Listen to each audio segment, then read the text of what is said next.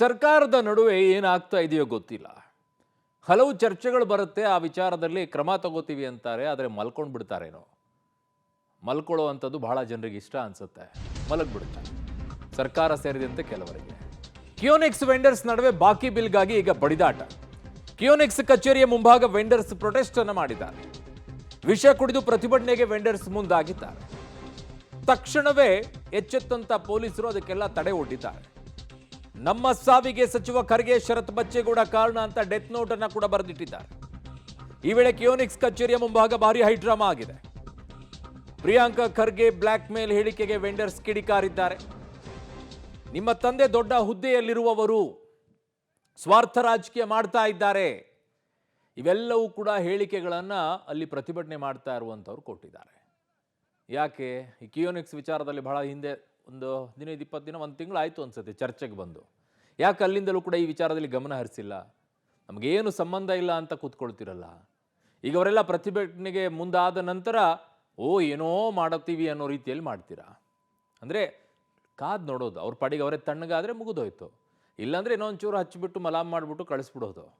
ಈ ಮನಸ್ಥಿತಿ ಇದೆಯಲ್ಲ, ಇದು ಯಾರು ಕೂಡ ಅಧಿಕಾರದಲ್ಲಿರೋಕ್ಕೆ ಯೋಗ್ಯರಲ್ಲ ಅನ್ಸುತ್ತೆ. ಯಾರೆಲ್ಲ ಆ ಪೊಸಿಷನಲ್ಲಿ ಇದ್ದೀರ ಅವರೆಲ್ಲ.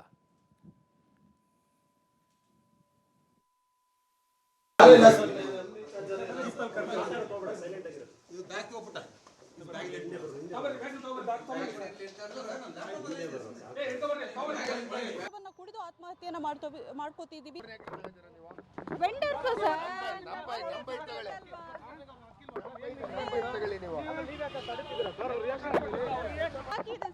ಸರ್ ಟೋಟಲ್ 400 ಕೋಟಿ ಬಾಕಿ ಇದೆ ಅಲ್ಲ, ಅವರೆಲ್ಲ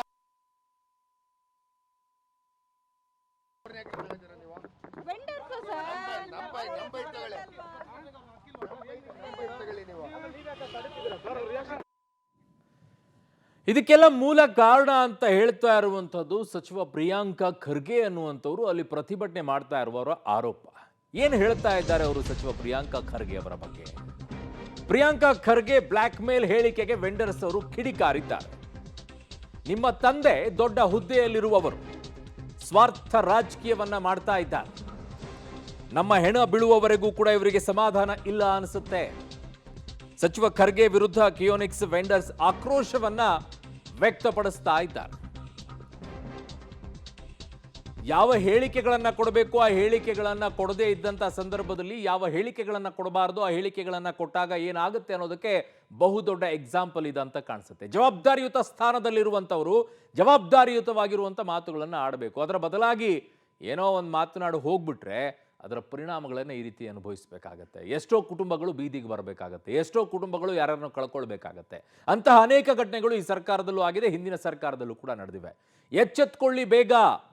ನಿಮ್ಮ ಮನೇಲೇನೂ ಆಗಲ್ಲ, ಇನ್ಯಾರ್ದೋ ಮನೇಲೇನೋ ಆಗುತ್ತೆ. ಅದಾಗೋಕ್ಕಿಂತ ಮುಂಚಿತವಾಗಿ ನನಗೋದಕ್ಕೂ ಸಂಬಂಧ ಇಲ್ಲ ಅಂತ ಕೂತ್ಕೊಳ್ಳೋಕೆ ಹೋಗ್ಬೇಡಿ. ನಿಮ್ಮನ್ನು ಆ ಪೊಸಿಷನಲ್ಲಿ ಕೂರಿಸಿದ್ದಾರೆ, ನಿಮಗೆ ಆ ಪವರ್ ಇದೆ, ಅಲ್ಲೇನೋ ಒಂದಿಷ್ಟು ಬದಲಾವಣೆ ಮಾಡೋಕ್ಕೆ ಅದನ್ನು ಮಾಡಿ.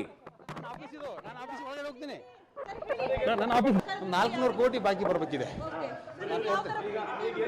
ಸರ್. ನನ್ನ ಮೇಲೆ ನನ್ನ ಆಫೀಸ್ ಇದೆ, ನಾನು ಹೋಗ್ತಾ ಇದ್ದೀನಿ ಸರ್. ದಯವಿಟ್ಟು ಆ ಪ್ರತಿಭಟನೆದ ಅವಕಾಶ ಇಲ್ಲ. ಇದು ನೋಡಿ ಸ್ವಲ್ಪ ಅತಿಯಾಗಿದೆ.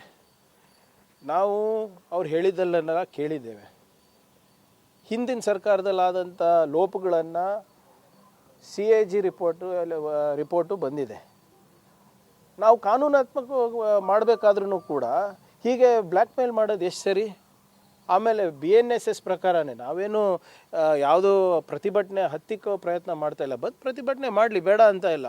ಪದೇ ಪದೇ ವಿಷ ಸೇವಿಸ್ತೀವಿ ಅಂತ ಹೇಳೋದು, ವಿಷ ಕುಡಿತೀವಿ ಅಂತ ಹೇಳೋದು 226 ಇದು ಏನು B ಇದ್ರ ಪ್ರಕಾರ ಇಟ್ ಈಸ್ ಅ ಕ್ರೈಮ್. ಈಗ ನಾವು ಏನು ಮಾಡಿದ್ದೀವಿ ಅಂತ ನಮ್ಗೆ ಬ್ಲ್ಯಾಕ್ ಮೇಲ್ ಮಾಡ್ತಾ ಇದ್ದಾರೆ.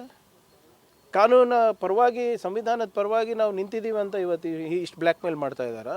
ಅವ್ರು ನಿಜವಾಗ್ಲೂ ಪ್ರತಿಭಟನೆ ಮಾಡಬೇಕು ಅಂದರೆ BJP ಕಚೇರಿ ಮುಂದೆ ಪ್ರತಿಭಟನೆ ಮಾಡಬೇಕು ಇವತ್ತು. ಅವರ ಒಂದು ಲೋಪ. ಪ್ರಿಯಾಂಕ್ ಖರ್ಗೆ ಅವರಿಗೆ ನನ್ನ ರಿಕ್ವೆಸ್ಟು, ನಮ್ಮ ಬಾಯಲ್ಲಿ ಕೆಟ್ಟದಾಗಿ ಆಡ್ಸ್ಕೋಬೇಡ್ರಿ. ನೀವು ಅಷ್ಟು ಕೀಳು ಮಟ್ಟಕ್ಕೆ ಕೀಳಬೇಡ್ರಿ, ಅಷ್ಟು ಸಣ್ಣವ್ರು ಆಗಬೇಡ್ರಿ. ಮಲ್ಲಿಕಾರ್ಜುನ್ ಖರ್ಗೆ ಅವರು ಒಬ್ಬ ದೊಡ್ಡ ಮಹಾನ್ ವ್ಯಕ್ತಿ. ಇವತ್ತು ದೇಶದ ಮೊದಲನೇ ಸ್ಥಾನದಲ್ಲಿ, ಅಂದರೆ ಕಾಂಗ್ರೆಸ್ ಪಾರ್ಟಿಯ ಒಬ್ಬರ AICC ಅಧ್ಯಕ್ಷರಾಗಿ ಕೂತಿದ್ದಾರೆ. ಅವರ ಮಗ ನೀವು ಅವರ ಒಂದು ಅಧಿಕಾರದ ಇದರಲ್ಲಿ ನೀವು ಇವತ್ತು ಮೆರಿತಾ ಇದ್ದೀರಾ. ಇದನ್ನು ಮರಿಬೇಡಿ. ಅಧಿಕಾರ ಯಾರಿಗೂ ಶಾಶ್ವತ ಅಲ್ಲ. ಇವತ್ತು ಇರುತ್ತೆ, ನಾಳೆ ಹೋಗುತ್ತೆ. ವ್ಯಕ್ತಿತ್ವ ಅಥವಾ ಮನುಷ್ಯನ ಒಂದು ನಡೆನುಡಿಗಳು ಮಾತ್ರ ಶಾಶ್ವತ. ಮೇಡಮ್ ಅವರು ಹೇಳ್ತಾ ಇದ್ದಾರೆ BJP.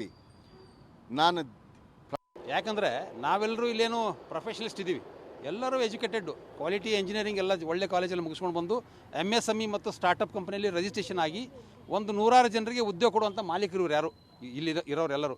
ಇವರೇನು ಎಲ್ಲೇ ಒಂದು ಕೂಲಿ ಕಾರ್ಮಿಕರಿಗೆ ಕೆಲಸ ಮಾಡಿ ನಾವು ಪಗಾರ ಕೊಡುವಂತ ಕೇಳ್ತಾ ಇಲ್ಲ. ಅದಕ್ಕಾಗಿ ನಾನೊಂದು ಏನು ಹೇಳ್ತೇನೆ ಅಂದರೆ, ನಮ್ಮ ಈಗಾಗಲೇ 1.5 ವರ್ಷ ಕಳೆದು ಹೋಗಿದೆ. 1.5 ವರ್ಷ ಕಳೆದು ಹೋದ್ಮೇಲೂ ಸಹಿತ ಇವರು ಪೇಮೆಂಟ್ ಮಾಡ್ತಾ ಇಲ್ಲ ಅಂದ್ರೆ ಸಾರ್ವಜನಿಕರ ದುಡ್ಡು, ಟ್ಯಾಕ್ಸ್ ಪೇ ಮಾಡಿದಂಥ ದುಡ್ಡು, ಇದು ಶ್ರಮಪಟ್ಟು ಸಾರ್ವಜನಿಕರು ಪೇಮೆಂಟ್ ಮಾಡಿದಂಥ ದುಡ್ಡು ಸರ್ಕಾರದಂದ್ರೆ ಅನ್ನುವಂಥದ್ದನ್ನು ಸಚಿವರು ಪದೇ ಪದೇ ಹೇಳ್ತಾರಲ್ಲ.